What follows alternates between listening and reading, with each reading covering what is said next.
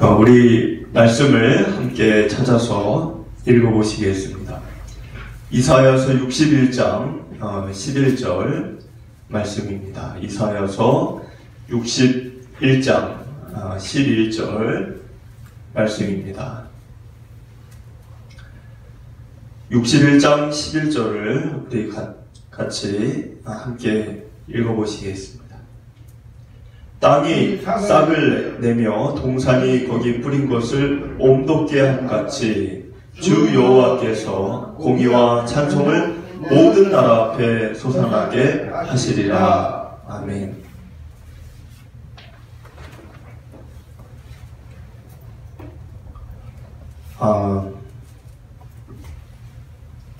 항상 이맘때가 오면 마음이 좀 들떠있기도 하고 이렇게 좀 몸은 바쁘죠. 이 연말이 해야 될 일들도 많고 좀 피곤한 기간입니다.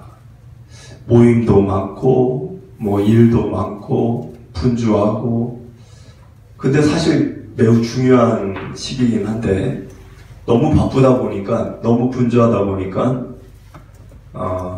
좀 지난 한 해를 잘 좀 되돌아보고 이렇게 차분한 마음으로 또 인생을 좀 당장 뭐 내년이 아니라 앞으로 내 인생을 어떻게 살지를 좀 차분하게 좀 이렇게 생각도 해보고 그런 마음으로 이렇게 새해를 맞이하면 매우 좋은데 사실 대부분의 분들을 보면 지금 이 기간이 그렇지가 못합니다. 굉장히 바빠요. 모임, 송년회, 막년회, 회식, 각종 모임, 그리고 또 이렇게 휴일도 이렇게 중간중간 계속 있잖아요. 그러니까 성탄절부터 이제 신년, 사람들은 또 이렇게 이 시기에 많이 여행도 다니고, 또 일도 회사에서 일하는 분이든 어디서 일하는 분이든 연말 연초는 일이 제일 많을 때입니다. 그러니까는 진지하게 좀 여유 있게 시간을 가지면서 지난 내 삶을 좀 이렇게 차근차근 좀 생각해보고 또 차근차근 남은 인생을 좀 이렇게 살까 저렇게 살까 좀 이렇게 하면서 새해를 맞이하면 좋겠는데 대부분의 분들이 그냥 정신없이 피곤하게 이거 했다 저거 했다 그냥 얼떨결에 해피 뉴 이어 하고 그냥 이렇게 또 새해 들어가면 명절이 계속 이제 이어지니까 정신이 없이 그냥 1월이 그냥 가는 거죠. 그러다가 또 아무렇지도 않은 듯이 또 한 해를 살아갑니다. 이 새해는 원래 연월이라는 게 있었을까요? 원래는 없었죠. 근데 왜 인류 역사에서 날과 연과 월을 만들었을까? 왜 만들었을까요? 이거를 원래는 없었을 텐데. 그거는 이거를 날과 월과 연으로 만들어 놔야 새로운 일을 향해 지난 날들을 정리를 하고 계획을 하고 되돌아보고 또 앞으로 나가고 이런 걸 할 수가 있기 때문에 연월일을 만든 거죠. 그래서 지난 역사를 되돌아보고 몇 년도 몇 월 며칠 그런 일이 있었지. 그리고 이제 앞으로 5년 계획이든 3년 계획이든 1년 계획이든 짜서 또 그 일을 추진을 해야 되니까 연월일이 필요한 거죠. 연월일이 없으면은 그걸 어떻게 하겠습니까? 그런데 생각을 해보면은 우리 인간에게 있어서 가장 최초의 1년 첫 해 그때가 언제였을까요? 여러분들의 첫 해는 물론 여러분들이 태어난 몇 년도가 되겠지만 한 개인이 아니라 인간에게 있어서 첫 해가 언제였을까요? 그거는 아담이 처음에 눈을 뜨고 세상을 봤을 때 그때 얘기했죠. 그걸 원 역사라고 얘기합니다. 원 역사. 그러니까 이 가장 근원의 역사죠. 인간에게 있어. 그때가 이제 뭐 1년이라면 1년이라고 할 수 있을 거예요. 그런데 그때 하나님이 인간에게 역사를 안겨주실 때, 이제는 너 새로운 미지의 시간을 살아봐라. 너의 인생을 살아봐라. 그렇게 아담의 눈을 뜨게 하고 생명을 주고 새로운 날들을 향해 아담을 이렇게 밀어내실 때 아담에게 주신 게 하나 있어요. 무엇을 주셨을까요? 성경을 보니까 루아흐라고도 하고 푸뉴마라고도 하는 하나님의 생기를 코에다가 후 불어넣어 주셨습니다. 하나님의 생기라고 창세기에는 써 있는데 이 원어를 보면 푸뉴마 루아흐라는 단어로 되어 있어요. 그러니까 그 말은 생기라고 해서 무슨 입김을 불어넣었다는 게 아니라 그 단어의 뜻이 영이라는 뜻입니다. 그러니까 하나님의 영을 아담에게 넣어주셨다는 거예요. 언제? 아담이 역사를 살아가게 하기 위해 새로운 날들을 이제 본인이 걷고 먹고 마시고 이렇게 세상을 살게 하기 전에 하나님이 돈을 준 것도 아니고 어떤 능력을 준 것도 아니고 어떤 무슨 소중한 무슨 보물을 갖다 준 것도 아니고 하나님의 영을 주셨다는 거예요. 그때 왜 그걸 주셨을까요? 그게 제일 중요하기 때문에 그렇습니다. 인생을 사는 데 있어서 세상의 이 날들을 하루하루 열어가는 데 있어서 하나님이 볼 때, 우리가 아니라 하나님이 볼 때 제일 중요한 거는 자신의 영이었다는 거예요. 자신의 영. 어떤 다른 게 아니라는 거죠. 근데 지금 많은 사람들은 인생을 살 때 가장 중요한 것이 뭐라고 여길까요? 많은 사람들, 성공, 지위, 명예, 부귀, 영화. 그게 아마 대부분 사람들은 새해를 맞이할 때 그거를 꿈꾸겠죠. 그러니까 새해 때 우리가 새해 복 많이 받으시라는 말 많이 하잖아요. 그 말이 그게 다 담고 있는 거예요. 성공해라, 출세해라, 대학교 좋은 대학 가라, 좋은 직장 들어가라, 돈 벌어라, 건강해라, 장수해라. 이제 그 단어가 거기에 다 들어가 있는 거죠. 근데 하나님은 인간에게 세상을, 새로운 날들을 이제 맞이할 사람에게 그런 걸 준 게 아니고, 물론 그것도 아담은 누린 거지만, 그거보다 근원적으로 주신 거는 하나님의 영을 이렇게 넣어주셨다는 거예요. 그런 시점에서, 그런 관점에서 우리가 한번 생각을 해보면, 우리가 이제 새해를 맞이하지 않습니까? 그럼 우리에게도 동일한 거예요. 우리가 새해를 맞이할 때 우리에게 꼭 필요하고 제일 중요한 건 뭘까? 그것은 하나님 그분입니다. 하나님 그분을 여러분들이 지니고 이제 이 시점, 이제 며칠 안 남았죠? 지금 이 시점에서 여러분들이 가장 많이 생각해야 될 게 뭐냐? 그건 지난 한 해 내가 성공했느냐, 출세했느냐, 돈을 벌었느냐, 그런 거보다 여러분들이 지금 이 시점에서 가장 많이 생각해야 되는 거는 하나님의 영이, 그러니까 하나님이 나와 올 한 해 얼마나 함께 하셨을까? 얼마나 나와 함께 해주셨을까? 하나님과 가까이 했던 삶이었을까? 아니면 좀 이렇게 거리가 떨어진 삶이었을까? 이제 새해를 맞이하는 지금 하나님의 곁에서 내가 이 새로운 한 해를 또 이렇게 시작해야 된다라는 생각을 갖고 우리가 그거를 가장 먼저 점검하고 확인해야 합니다. 여러분들이 우리가 위험한 놀이기구를 탈 때 항상 그 점검하는 게 있죠. 그게 뭐죠? 안전바입니다. 롤러코스터 다 타보셨죠? 옛날에? 그런 거 탈 때 곤도라가 됐든 롤러코스터가 됐든 범퍼카가 됐든 그런 위험한 거를 탈 때는 안전바를 필수로 확인하게 돼 있죠. 차를 탈 때도 마찬가지 안전벨트를 하시죠. 우리에게 있어서 안전바는 뭘까요? 이제 미지의 2025라는 세상으로 가는데 그건 돈도 아니고 권력도 아니고 우리에게 있어서 안전바는 하나님 그분입니다. 그거를 우리가 고백을 해야 돼요. 하나님은 나의 안전의 주가 되십니다. 나의 생명과 나의 모든 인생과 내 모든 삶의 근원이며 보호자가 되십니다. 그 안전바를 확인을 해야 되는 거예요.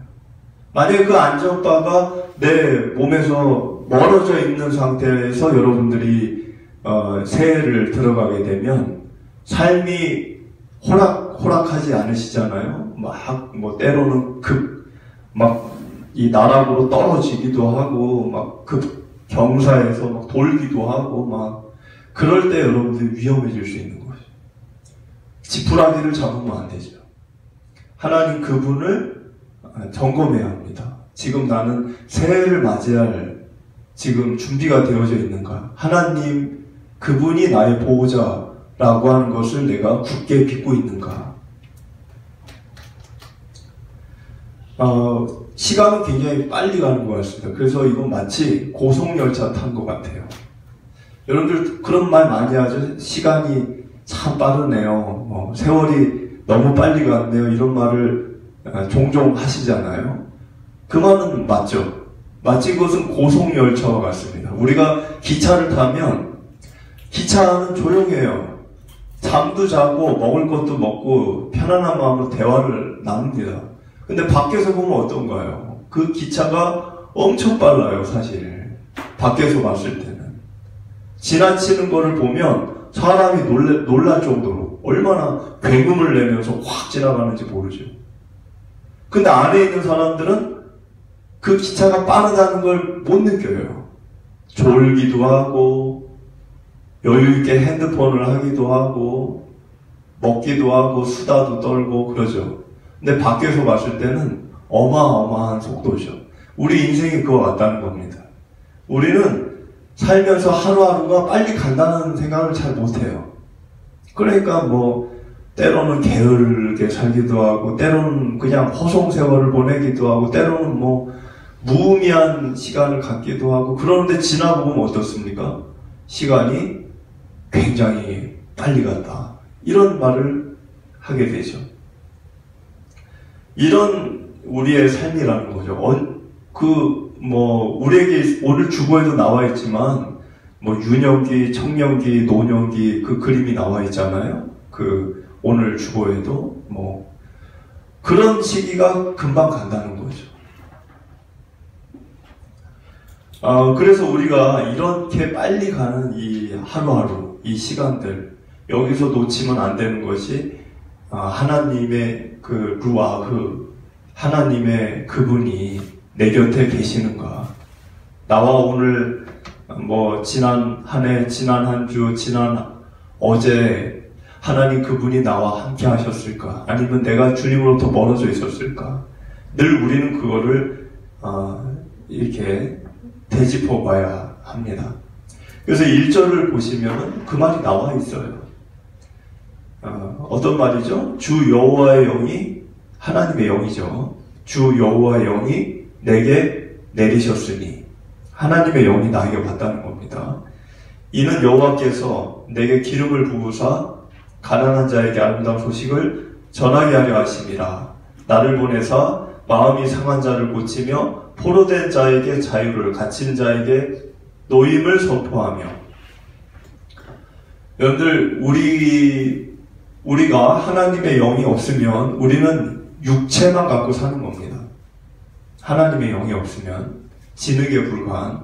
근데 하나님의 영이 우리 안에 들어오면 성경 창세기에 있는 말씀처럼 생명으로 사는 거예요. 살아있는 존재로. 다 살아있죠. 세상 사람들하고 죽어 있는 건 아니잖아요. 근데 그거는 몸만 살아있는 거죠. 우리의 영혼을 얘기하는 겁니다. 근데 우리가 하나님의 영이 함께 할 때 우리의 몸만이 아니라 영혼이 생명을 갖고 살게 되는데, 그 하나님의 영이 함께하는 삶을 가장 우리에게 롤 모델로 보여주신 분이 예수님이세요. 그래서 1절은 사실 예수님이 이렇게 사셨다는 것을 얘기한 겁니다.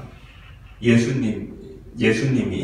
그러니까 예수님이 여러분들 마태복음 3장 16절을 보면 예수님께서 세례 요한에게 세례를 받으셨어요.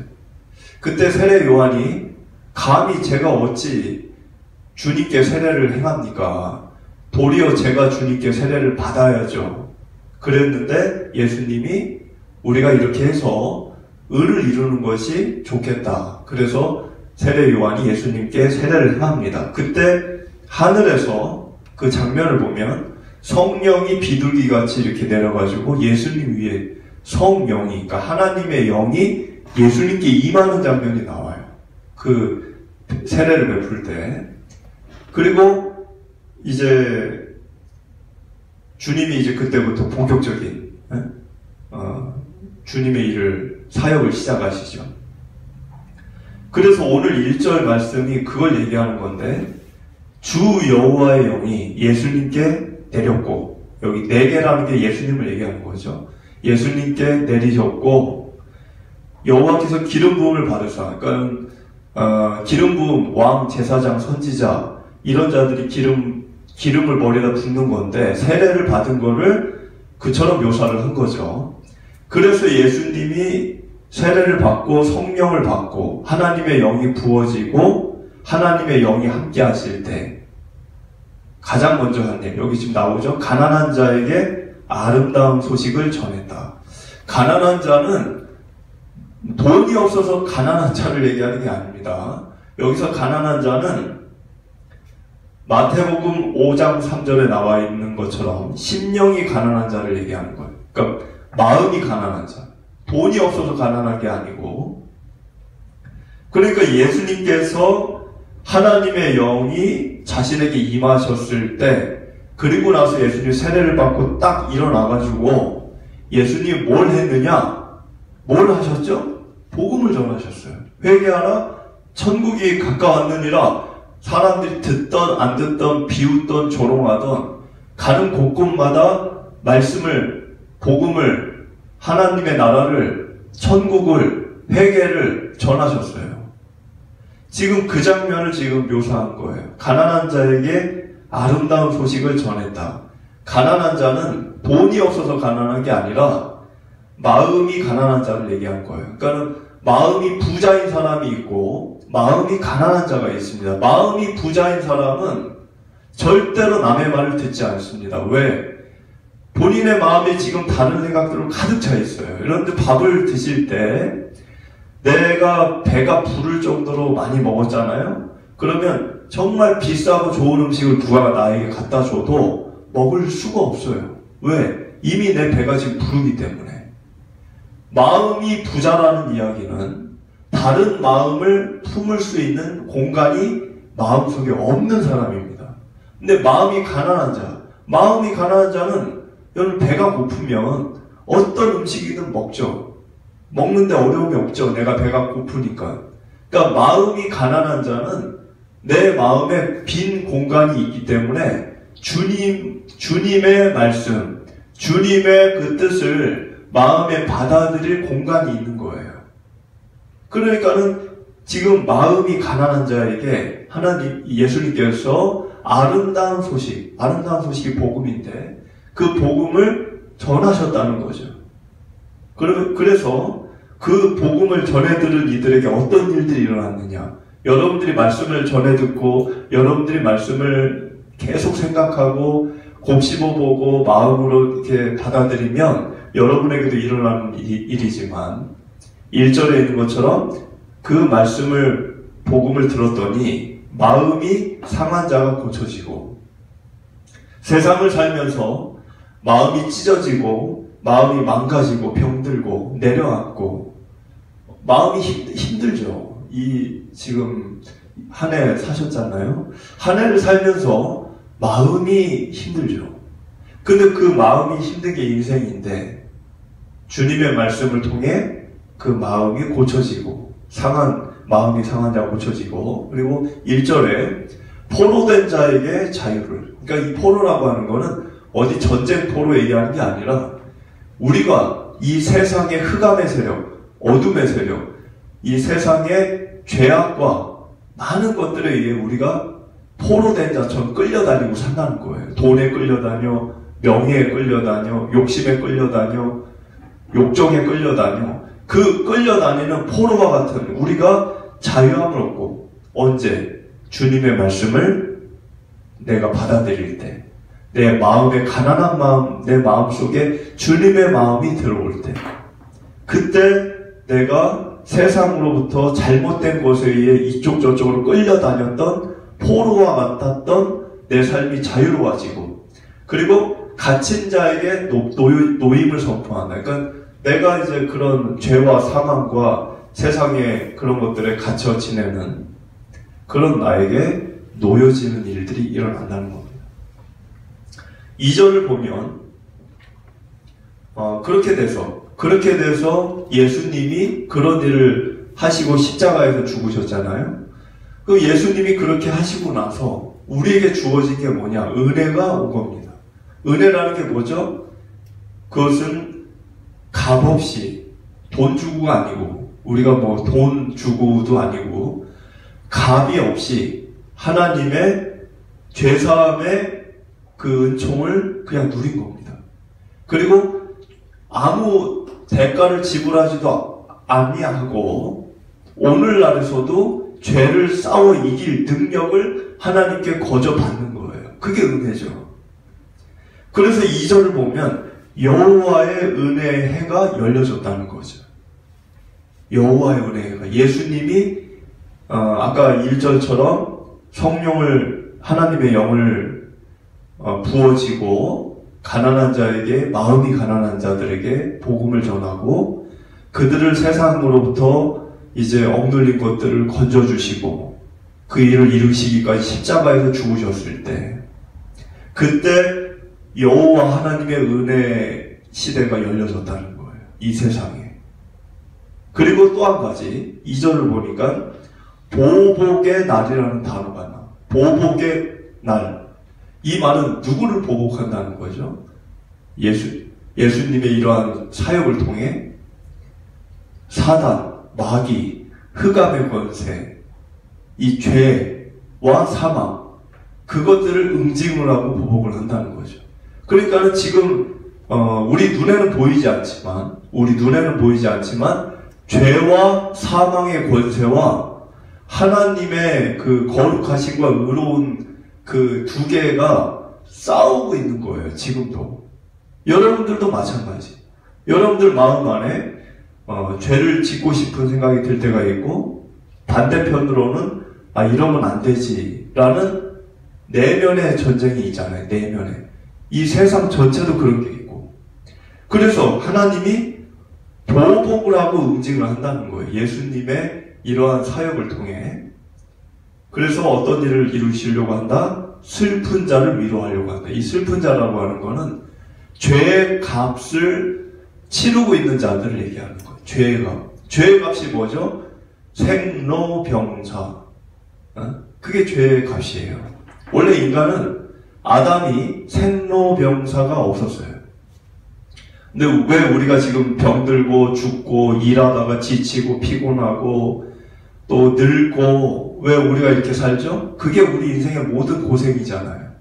스트레스 받고 우리가 왜 이렇게 살죠? 그게 죄로 우리에게 주어진 열매입니다. 그러니까 그것 때문에 슬퍼해져, 사람들이.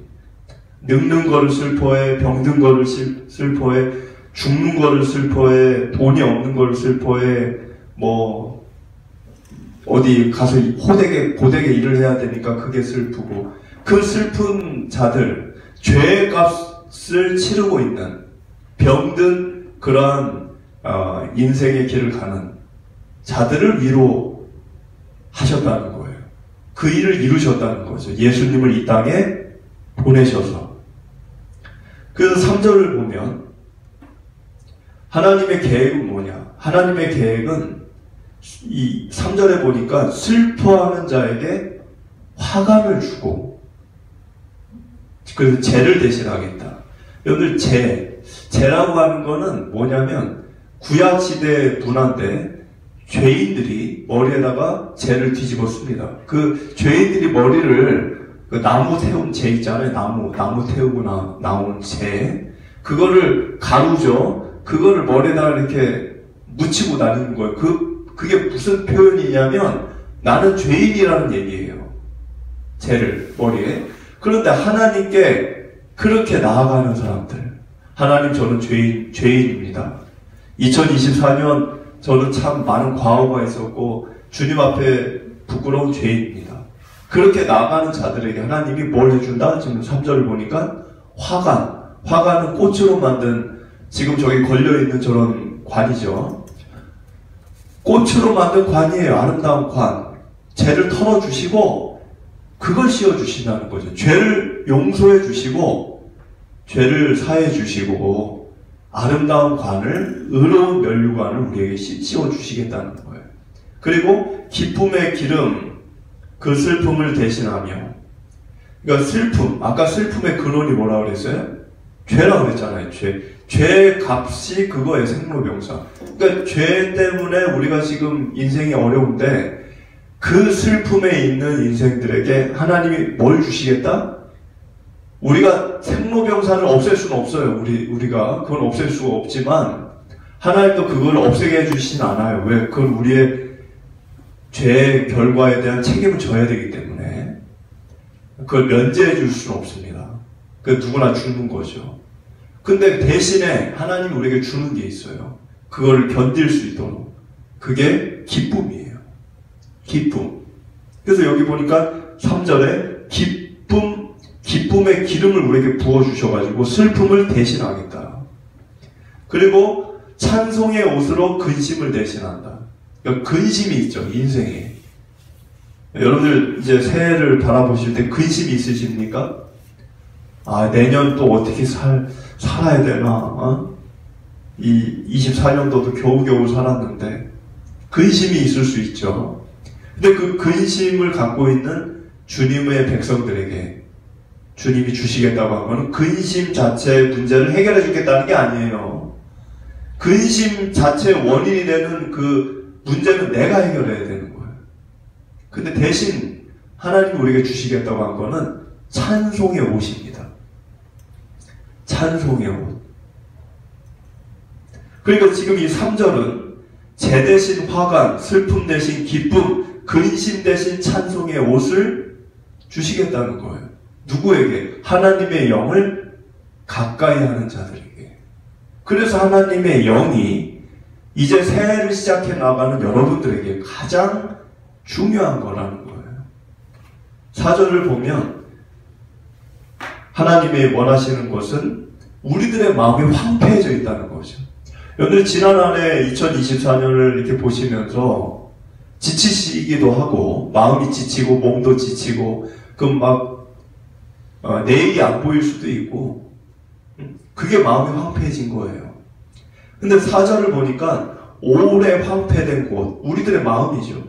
우리들의 그 마음이 황폐해졌는데 무너져 있는데 이거를 하나님이 원하시는 거는 다시 일으키시는 겁니다. 하나님이 원하는 거는 일으키시는 거예요. 여러분들이 이제 내년에 그런 일을 경험하셔야 하는 겁니다. 그래서 이제 5절을 보니까 그런 일이 만약에 이루어지면, 그러니까 4절까지의 일들이 여러분들에게 펼쳐지면 그 다음에 펼쳐지는 일이 있어요. 그게 뭐냐? 여러분들 곁에 있는 하나님을 모르는 자들, 하나님을 모르는 안 믿는 자들이 여러분들을 보고 여러분들 곁에 와서 여러분들이 누리는 그 은혜를 똑같이 누리게 된다는 겁니다. 그게 무슨 말이죠? 아, 저 사람을 보니까 정말 가까이 하고 싶어. 저 사람하고는 전화를 한 번이라도 더 하고 싶고 한 번이라도 더 만나고 싶고 저 사람은 정말 내가 만나면 마음이 편하네. 그리고 어떤 인생을 저렇게 저 사람처럼 나도 살고 싶어. 보니까 신앙이 있네.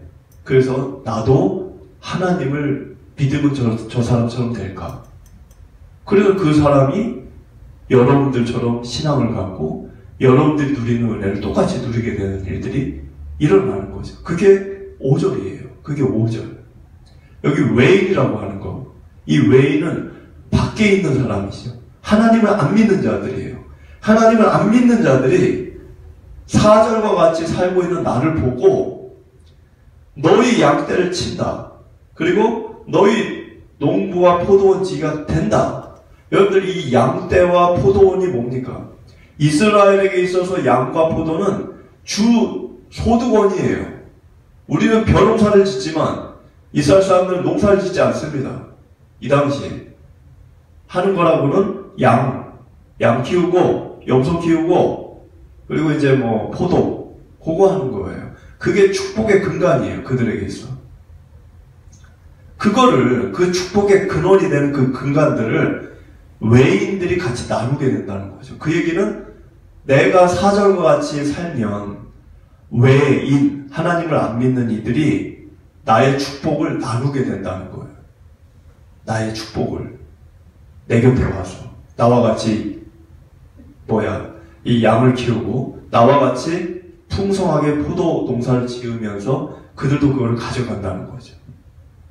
내가 믿는 하나님, 내가 믿는 하나님의 그 축복을 하나님을 안 믿는 이들이 내 곁에 와서 동참하고 그 신앙에 그거를 같이 누리게 된다는 거예요.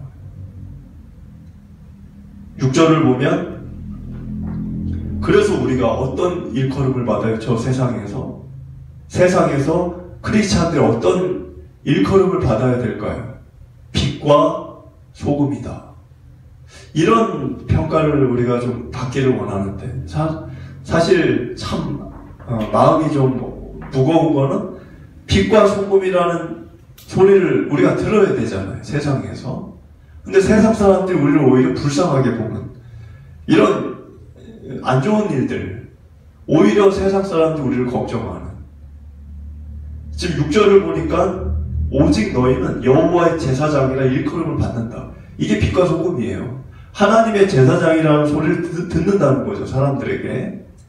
그리고 사람들이 너희를 우리 하나님의 봉사자라 할 것이라. 하나님을 섬기는 자들. 그리고 너희가 이방 나라의 재물을 먹으며 그들의 영광을 얻어 자랑할 것이다. 이방 나라의 재물을 먹고 영광을 얻는다. 그 말은 이방 사람들이 나에게 좋은 걸 갖다 준다는 거죠. 좋은 걸. 이 이방 사람들의 재물이라는 거는 기본적으로 최상위 품상의 물건을 드리는 겁니다. 허접한 거를 드리는 게 아니에요. 재물을 드릴 때는 아무리 이방 사람들이라고 해도 가장 좋고 값진 거를 드리는 거예요. 근데 그걸 이방 신에게 드리지 않고 지금 6절을 보니까 나에게 갖다 준다고 되어 있어요. 여러분에게. 그 사람들이. 왜 여러분에게 그걸 갖다 줘요? 여러분들 존경하니까. 여러분들이 하나님의 제사장이라는 불림을 받고 여러분들이 하나님의 봉사자라고 마음으로 우러나오는 존경을 받으면 그들이 여러분들과 같이 하고 싶어 하니까 때로는 자신의 좋은 거를 여러분에게 주어서 여러분들의 영광을 올려주는 거죠. 그런데 이게 거꾸로 되면 어떻게 됩니까? 거꾸로 되면 사람들이 교회 다니는 사람들을 사이비 같은 사람들로 손가락질하고 욕하고 조롱하고 그러면 그들이 내 곁에 와요 안 와요? 안 오죠. 자신들의 값진 걸 나에게 줄 이유가 없죠. 달라고 해도 안 주죠. 내 영광이 올라가요? 내려가죠.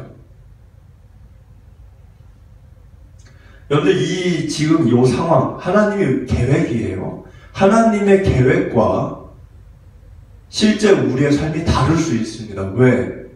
하나님이 원한다고 인간들이 다 원하는 대로 사는 게 아니니까. 아담이 그랬잖아요. 하나님이 아담에게 죄지라고 한 적 없잖아요. 지금 이 2절, 오늘 말씀의 2절을 보면 재 대신 화관, 슬픔 대신 기쁨, 근심 대신 찬송, 그 전의 1절이 근원이 하나님의 영을 가까이 할 때. 그러니까 하나님의 영, 여호와의 영을 내가 마음에 가까이 하는 게 이 모든 일을 이루는 거예요. 그러니까 복잡하게 생각할 게 없고 여러분이 하실 일은 하나밖에 없어요. 하나님의 영만 가까이 하시면 돼요. 푸뉴마, 세상의 영이 아니고 하나님의 영, 하나님 그분을 여러분들이 가까이 하시고 충만하게 채우시고 그 일만 하면 나머지 일들은 자동으로 되는 겁니다. 제 대신 화관을 씌워주시고 근심 대신 찬송이 나오고 아까 슬픔 대신 기쁨이 내게 밀려오고 그런 일들은 그 다음에 저절로 일어나는 거예요. 그 7절을 보니까 너희가 수치 대신에 보상을 배나 얻으며 능욕 대신에 목소를 말미암아 즐거워할 것이라. 그리하여 그들의 땅에서 갑절이나 얻고 영원한 기쁨이 있으리라. 우리는 조금 부담스러워하는 게 뭐가 있냐면 예수님의 제자가 되면은 내가 마냥 희생할 것처럼만 생각을 해요. 내가 마냥 예수님을 잘 믿고 예수님의 제자가 되면 내 인생이 맨날 그냥 뭔가를 헌신하고 희생하고 애를 쓰고 막 모든 거를 갖다가 다 그냥 이렇게 내가 그렇게 내던져야 되는 것처럼만 생각을 합니다. 근데 하나님은 그런 분이 아니에요. 여기 7절 보니까 그렇게 살면 우리가 그렇게 살면 우리에게 보상을 배나 주시겠다고 했고 능욕과 수치가 없을 수는 없어요. 하나님을 잘 믿는다는 것이 때로는 수치를 당할 때도 있고 능욕을 받을 때도 있습니다. 그러나 그거에 배나되는 보상, 그거에 능가하는 몫을 하나님은 반드시 주시는 분이지 너는 나를 믿기 때문에 늘 능욕만 당하고 늘 수치스러움만 당하게 하는 분이 아니라는 걸 지금 밝히신 거예요. 근데 우리는 하나님을 믿는 길을 가면 이거 참 수치스럽고 능욕을 당할 때도 있고 그것만 생각하는데 그 다음이 있다는 거죠. 그 영원한 기쁨을 결국에는 빼앗기지 않습니다. 여기 영원이라는 단어가 중요해요. 그냥 기쁨이 아니에요. 세상이 주는 기쁨은 여러분들에게 안겨다 주는 기쁨은 일시적인 기쁨입니다. 오늘 하루, 좀 더 길면 일주일, 더 길면 한 달. 영원한 기쁨이라는 게 없어요. 영원한 기쁨이라는 거는 성경에만 나와 있습니다.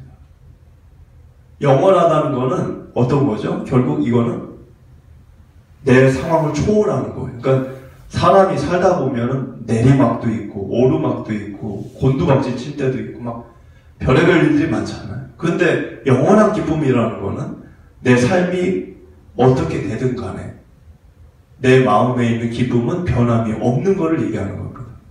그런 기쁨은 돈 주고도 살 수 없어요. 어디서 그걸 사겠습니까? 세상에서는 구할 수가 없어요. 이걸로 하나님이 우리에게 주시겠다고 약속을 하셨다는 거예요. 아까 같은 그 1절부터 6절에 이어진 삶을 여러분들이 걷게 되면 2025년도에는 영원한 기쁨을 얻게 되는 일이 일어난다고 약속하신 겁니다. 8절을 보면 물은 나 여호와는 정의를 사랑하며 불의의 강탈을 미워하여 성실히 그들에게 갚아주고 그들과 영원한 언약을 맺을 것이라. 그러니까 하나님은 왜 이런 계획을 세우시느냐? 정의를 사랑하기 때문에, 불의를 미워하기 때문에. 그래서 여러분들이 이 일, 그러니까 시작은 1절이에요. 1절은 여호와의 영이 내게 임하여. 그러니까 여호와의 영이 임해서 이런 일련의 일들이 일어나는데 하나님은 그 일이 여러분들에게 잘 이루어지게 하기 위해 하나를 더 하신 게 있어요. 하나를 더.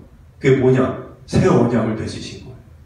지금 8절에 있는 것처럼 영원한 언약. 이전의 언약이 아니에요. 이전의 언약은 영원하지 않았기 때문에 영원한 언약이라고 하는 새로운 언약을 맺을 거를 약속하셨어요. 그 새 언약이라는 게 뭐죠? 제가 지난번에도 여러 차례 얘기해. 히브리서 10장 16절 그 언약에 대해서 써 있습니다. 뭐라고 써 있죠? 내 법을 그들의 마음에 두고 그들의 생각에 기록하리라. 이게 새 언약이에요. 히브리서 10장 16절. 이전의 언약은 돌이나 비문에다 새깁니다. 근데 새 언약은 어디에 새겨요? 하나님의 말씀, 하나님의 마음, 하나님의 생각을 어디다 새겨요? 이 성경책이 아니에요.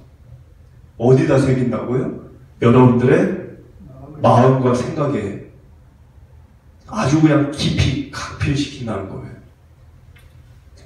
그렇기 때문에 이 언약을 갖고 살면 여러분들이 어디를 가든 바다 속을 들어가든 하늘 위를 올라가든 낭떠러지에 서게 되든 아니면 집에 편안하게 있든 여러분들 마음에는 늘 하나님의 마음이 떠나지를 않는 거죠.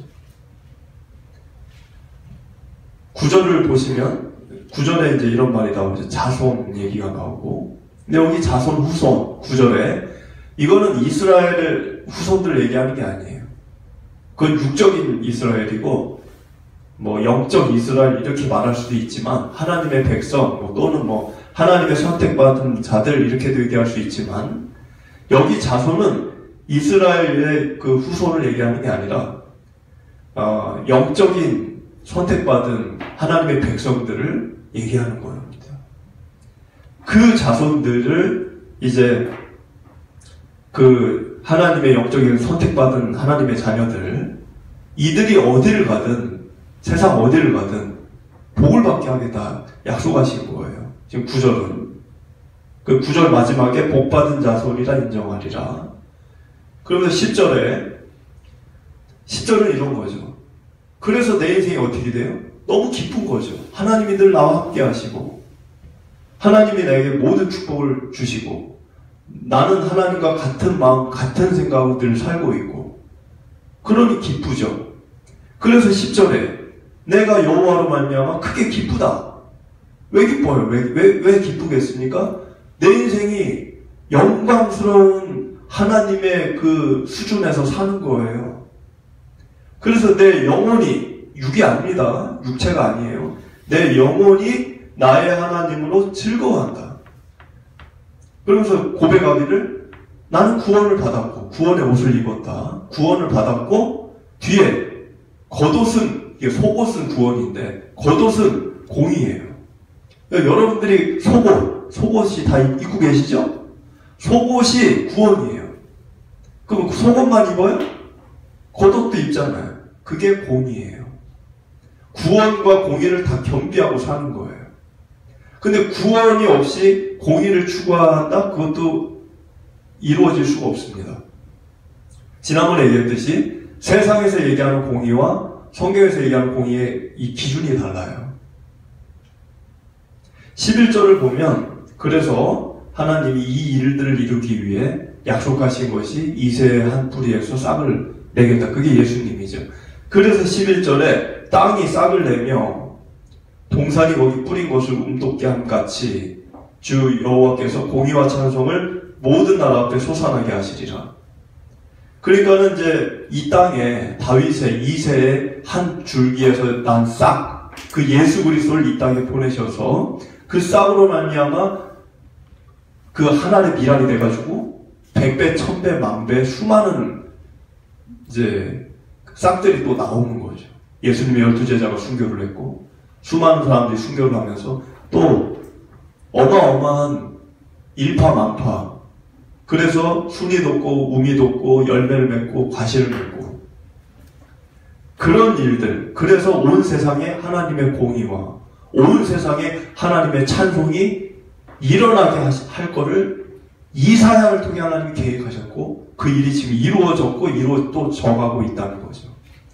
이 일은 지금 지난 것도 아니에요. 완전히. 왜? 여전히 유효한 상태입니다.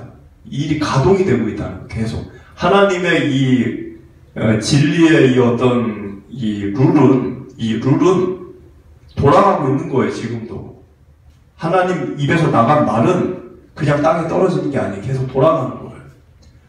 여러분들이 2025년에 이 말씀을 갖고 살면 여러분들 삶에서 이게 또 가동이 되는 거예요. 그래서 공의와 찬송을 모든 만민들 앞에 솟아나게 하리라. 그런 인생, 그런 새해 되시기를 주님의 이름으로 축복을 드립니다.